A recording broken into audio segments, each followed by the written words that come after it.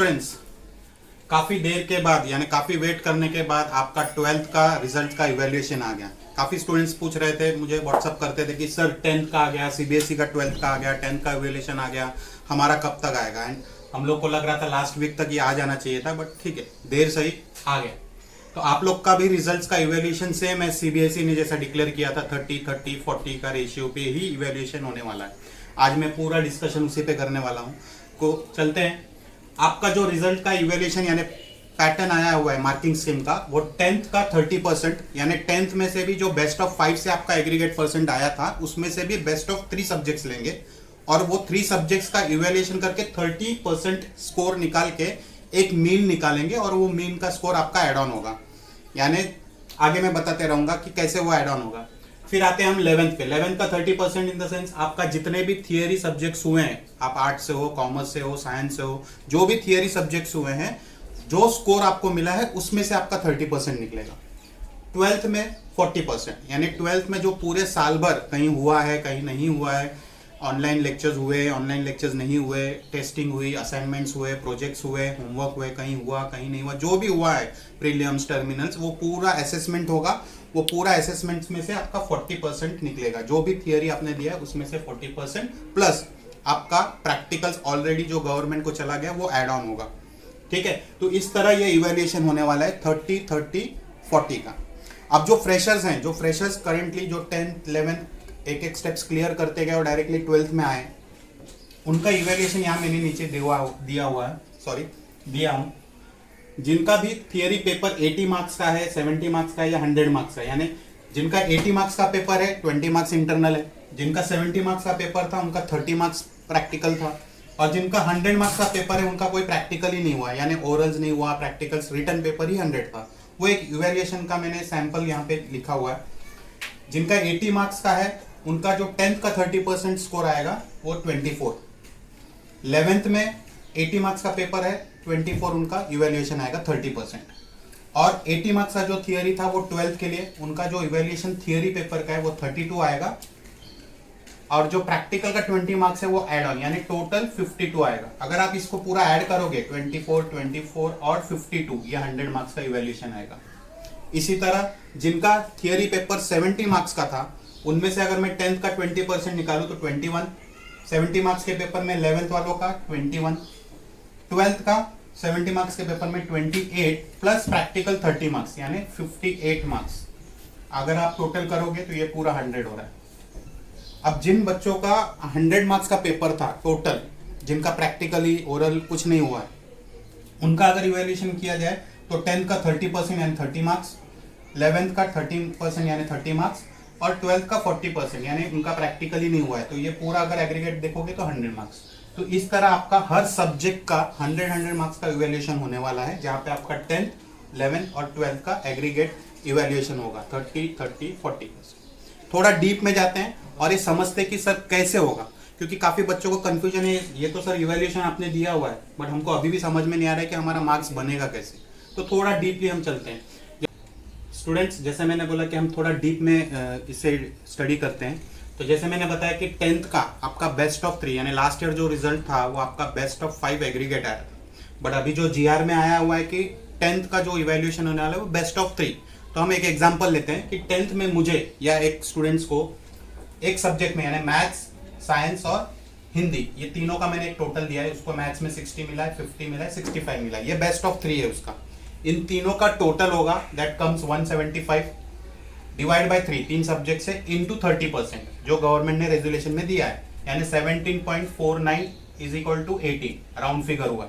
तो ये 18 उसका एक स्कोर आ गया आउट ऑफ 24 जो मैंने पहले बताया था, जो टेबल दिया हुआ है ना कि 10th का 30% यानी 24 में से आपको 18 मिल रहा है, ये आपका स्कोर होगा। ठीक है, ये कैसे निकला है सर? ये तीनों का एडिशन करके मीन निकाला हुआ है, ताकि क्या होगा कि कोई कंफ्यूजन नहीं है, वो कॉमन जो स्कोर रहेगा वो पूरा कंसिडरेशन होगा। ठीक है, हर सब्जेक्ट के लिए। तो 18 मार्क्स ये अभी आपका 10th के लिए हर सब्जेक्ट के लिए कॉमन हो जाएगा। आते हैं हम 11th में। अब 11th और 12th में प्रॉब्लम क्या आता है, जो आर्ट्स है, जो कॉमर्स है, जो साइंस है, उनको जो 11th में सब्जेक्ट्स है वही 12th में है, तो यहाँ पे कोई मीन नहीं निकलेगा, यहाँ पे इंडिविजुअली सब्जेक्ट्स वाइज ही जाएंगे। तो जैसे एक सब्जेक्ट्स में एक स्टूडेंट्स को आउट ऑफ 80 उसको 65 मिल रहा है, तो 65 का 30% निकालना है, 65 में से 30% निकालेंगे तो आपका 19.5 आता है। तो जो राउंड फिगर हम करेंगे वो 20, यानी 11th में उसका एक इंडिविजुअल सब्जेक्ट का 20 है। ऐसे हर सब्जेक्ट का डिफर होगा, कोई 21 होगा, कोई 18 होगा, कोई 17 होगा, कोई 20 होगा। तो हर सब्जेक्ट वाइज आएगा क्योंकि वो कॉमन सब्जेक्ट है 12th में। तो समझ रहे हैं, मैं इसका 30% ले रहा हूं जो उन्होंने स्कोर एडेप्ट किया हुआ है। आउट ऑफ 80 में से 65 हुआ तो 65 का 30। नेक्स्ट आते हैं हम 12th पे। 12th में भी जैसे 11th का इनका 80 मार्क्स का पेपर था, तो ऑब्वियसली 12th भी 80 मार्क्स का पेपर था। अब उस बंदे ने 12th में प्रीलिम्स दिया हो, टर्मिनल्स दिया हो, जो भी असाइनमेंट्स हुआ, उसका बेस्ट स्कोर था 70 एक सब्जेक्ट्स में, पर्टिकुलर सब्जेक्ट्स में 70। तो 70 का जो 40% होगा वो है 28। तो ये 28 यहाँ पे कंसीडर होगा, प्लस उसने अगर इंटरनल असेसमेंट और जो स्कूल के तरफ से उनका स्कोर जाएगा वो इसमें ऐड ऑन होगा। तो मैंने पूरा 20 मार्क्स ही पकड़ा हुआ है, यानी 28 प्लस 20 तो 48। तो 12th का उसका पर्टिकुलर सब्जेक्ट का स्कोर आएगा 48। तो अगर मैं ये तीनों को ऐड करूं, यानी 10th का 18 मार्क्स, 11th का 20 मार्क्स और 12th का 48, तो आता है 86। तो ये मेरा रिजल्ट में स्कोर डिस्प्ले होने वाला है 86 आउट ऑफ 100। इसी तरह हर सब्जेक्ट के, अगर आपके 5 सब्जेक्ट है तो पांचों सब्जेक्ट का डिस्प्ले आएगा। डिफर होगा, मैंने जो परसेंटेज निकाला है शायद जो टोटल आएगा उसमें हमेशा कुछ ना कुछ डिफरेंस दिखेगा, बट यही कैलकुलेशन के हिसाब से आपका रिजल्ट बनने वाला है। ये रिजल्ट जिसका बनने वाला है वो फ्रेशर्स होंगे। तो साइंस वालों का शायद 70 मार्क्स का पेपर होगा थियरी और 30 मार्क्स प्रैक्टिकल, तो यहाँ पे 70 और 30 का रेशियो आ जाएगा। जिनका 80 और 20 का रेशियो है तो 80 और 20 के हिसाब से मैंने किया, इंटरनल 20 और थियरी 80।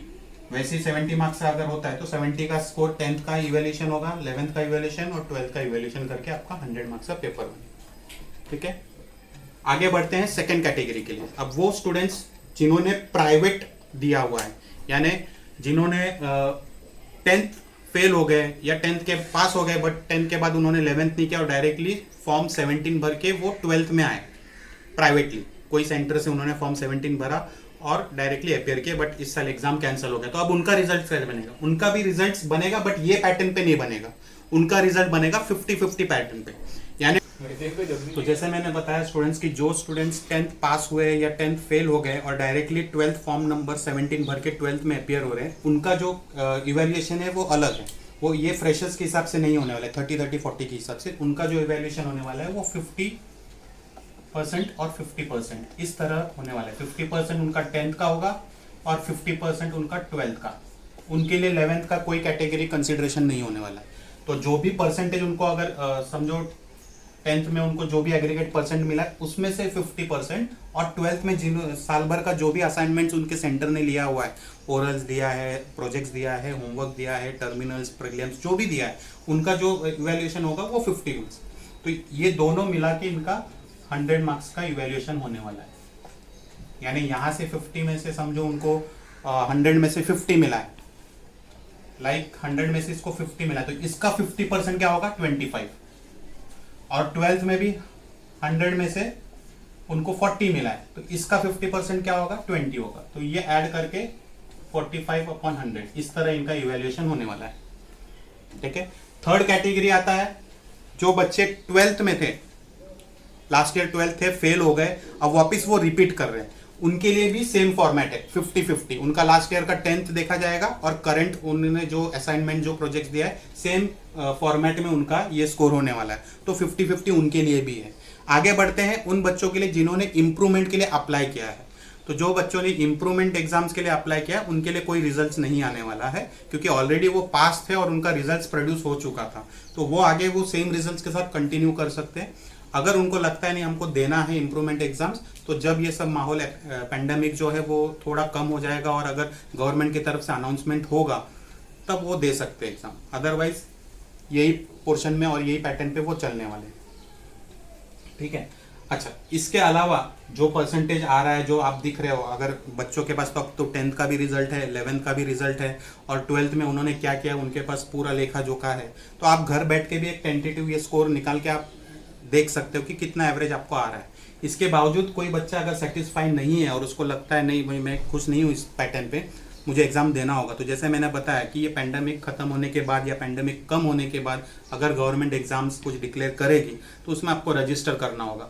और फिर आप दे सकते हो। तब तक के लिए यही रिजल्ट्स के साथ आपको फॉरवर्ड होना पड़ेगा। आइदर आप कोई भी इंजीनियरिंग एग्जाम दे रहे हो या कोई कॉम्पिटिटिव एग्जाम दे रहे हो या बीएससी, बीकॉम, बीए जो भी है, ये सब पैटर्न जो है सभी स्टूडेंट्स के लिए कॉमन है। कॉमर्स हो, आर्ट्स हो या साइंस हो, सभी पैटर्न के लिए कॉमन। ठीक है, इसके अलावा और भी कोई डाउट्स अगर आपको है आप मुझे कांटेक्ट कर सकते हो।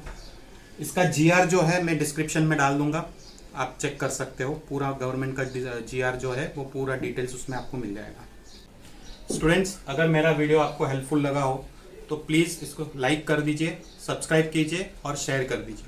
Thank you.